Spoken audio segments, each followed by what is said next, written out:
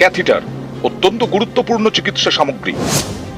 Open heart সার্জারির মতো বড় অপারেশনে ক্যাথিটার ব্যবহার করা হয়।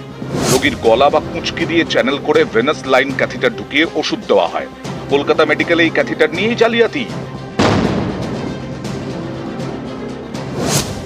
কলকাতা মেডিকেল সহ বিভিন্ন সরকারি হাসপাতালে ক্যাথিটার দেওয়ার কথা একটি আন্তর্জাতিক সংস্থার, কিন্তু বাস্তবে তা হয়নি।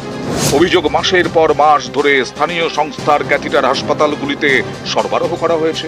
শুধু কলকাতা মেডিকেল নয়, এসএসকেএম, এমআর বাঙুর, বাঁকুড়া মেডিকেলের মতো হাসপাতালেও এই নিম্নমানের ক্যাথিটার গেছে বলে অভিযোগ। কলকাতা মেডিকেলে জালিয়াতি প্রকাশ্যে এসেছে।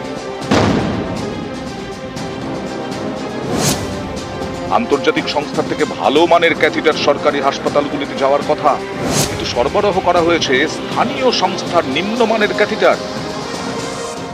স্টোরগুলো যেখানে যেখানে আমাদের এই জিনিসগুলো থাকে সেগুলো একটু দেখা শুরু করতে গিয়ে দেখা গেল যে আমরা সরকার যে গুণমানের ইনস্ট্রুমেন্ট বা ওই ডিভাইসেস অ্যালার্ট করেছেন আর আমি যা পাচ্ছি তার মধ্যে একটা ফারাক হচ্ছে।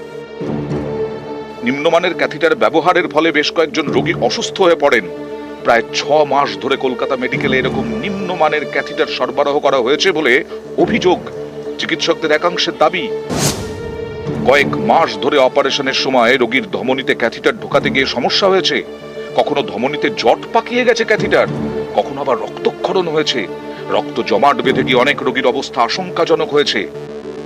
না, এটা খারাপ আমরা কি করে জানবো? যিনি যেই ডাক্তার ওটি করছেন তিনি ক্যাথিটার নিয়েই তো ঢুকেছেন, খারাপটা ডাক্তার বলতে পারবেন, আমরা তো আর ওটির ভেতরে ঢুকি না স্যার।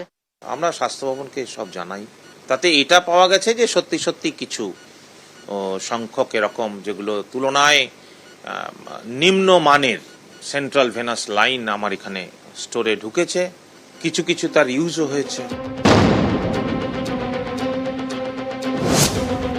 আন্তর্জাতিক সংস্থার থেকে এক একটি ক্যাথিটারের জন্য বরাদ্দ 4117 টাকা। আর কলকাতা মেডিকেলে স্থানীয় নিম্নমানের যে ক্যাথিটার সরবরাহ করা হয়েছে তার দাম 1,500 টাকা বলে দাবি। কিন্তু হাতিবাগানের ডিস্ট্রিবিউটর সংস্থাকে ক্যাথিটার পিছু দেওয়া হয়েছে 4117 টাকায়। আমি একটু অসুস্থ হয়ে গেছিলাম, যার জন্য আমাদের চাপের ভুলে একজন জায়গা, সব জায়গা তো না, এক দুই জায়গায় হয়তো ভুলমাল গেছে, ঠিক আছে?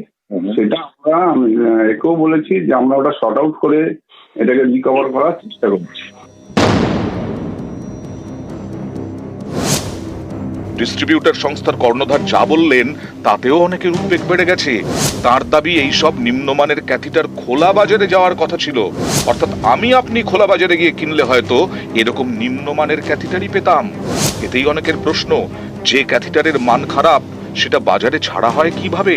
চিকিৎসকদের একাংশের অভিযোগ, প্রকাশ সার্জিক্যাল নামে ডিস্ট্রিবিউটর সংস্থা সরকার মনোনীত আন্তর্জাতিক সংস্থার সেন্ট্রাল ভেনাস লাইন ক্যাথিটারের বদলে একাধিক সরকারি হাসপাতালে স্থানীয় নিম্নমানের ক্যাথিটার সরবরাহ করেছে।